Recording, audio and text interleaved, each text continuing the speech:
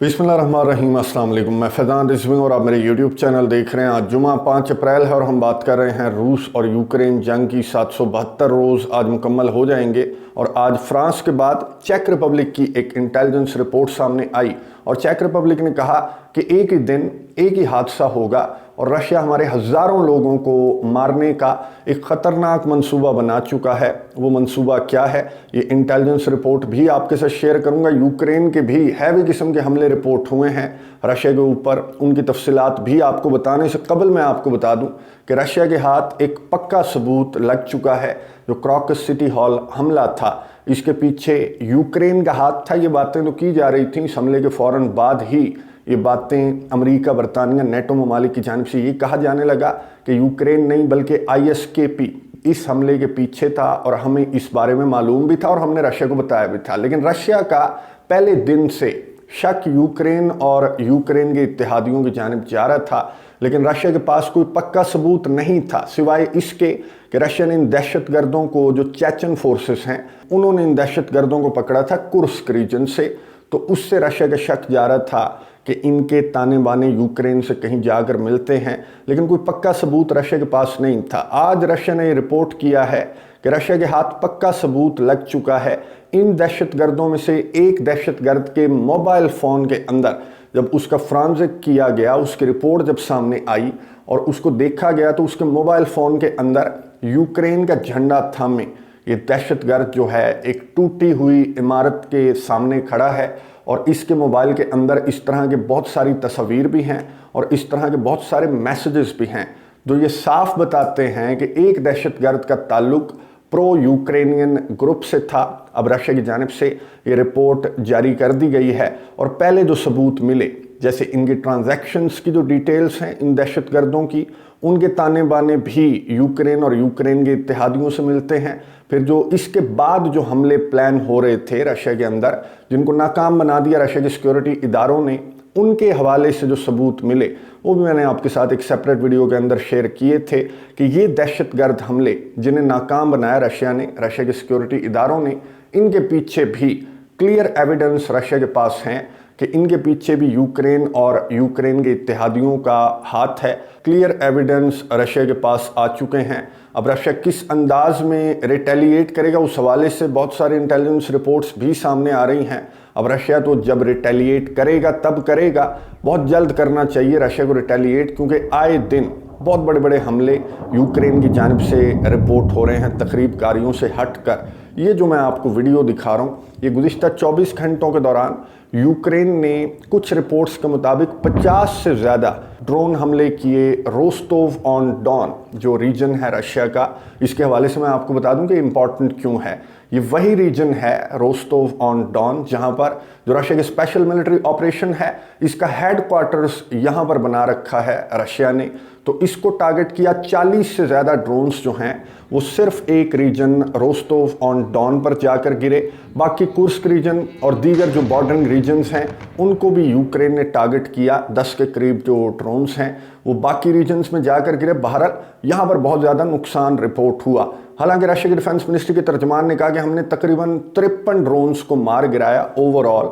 ये जो 60 के करीब ड्रोन्स थे, इनमें से 53 को मार गिराने का दावा रशिया की जानिब से सामने आया। लेकिन यूक्रेन ने, ये जो तस्वीर मैं आपको दिखा रहा हूँ, ये एक एयरबेस है रोस्टोव ऑन डॉन रीजन के अंदर। ये एयरबेस है और ये एयरबेस होस्ट करती है Su-34 तैयारे। रशिया का Su-34 तैयारा आपको मालूम है कि किस लेवल का तैयारा है। 6 तैयारों को तबाह करने का दावा यूक्रेन की जानिब से सामने आया। इस एयरबेस के ऊपर इस तस्वीर के अंदर देखा जा सकता है सैटेलाइट इमेज है, जो कि ना सिर्फ यूक्रेन बल्कि डिफरेंट इदारों ने भी ये सैटेलाइट इमेजेस जारी किए हैं जो कि वादे करते हैं कि तबाही तो यहाँ पर हुई है। 6 तैयारों को तबाह किया, 8 जो हैं वो डैमेज भी हुए हैं, ये यूक्रेन ने अपनी रिपोर्ट के अंदर बताया। और 20 ज़ख्मी भी यहाँ पर इस एयरबेस के ऊपर रशिया के 20 फौजी भी ज़ख्मी किए हैं। यूक्रेन ने यह दावा किया। रशिया की जानिब से इस वक्त जब मैं वीडियो रिकॉर्ड कर रहा हूँ तो रशिया ने इसको एडमिट नहीं किया, बल्कि रशिया ने कहा कि हमने मोस्टली जो ड्रोन्स हैं उनको मार गिराया है। आने वाले चंद घंटों में क्लियर हो जाएगा कि इस एयरबेस के ऊपर क्या नुकसान हुआ। रशिया के तर्जमान ने कहा कि हमारा ऑपरेशन बिल्कुल दुरुस्त सिमत में जा रहा है और इंटरनेशनल मीडिया भी रिपोर्ट कर रहा है कि रशिया सदर्न यूक्रेन हो या फिर ईस्टर्न यूक्रेन हो, रशिया के फौजियों की जो पेशकदमी है वो बहुत तेज़ है। मज़ीद कुछ विलेजेस को भी रशिया ने कंट्रोल किया है और अब बखमुत के करीब रशिया की फौजें पहुंच चुकी हैं।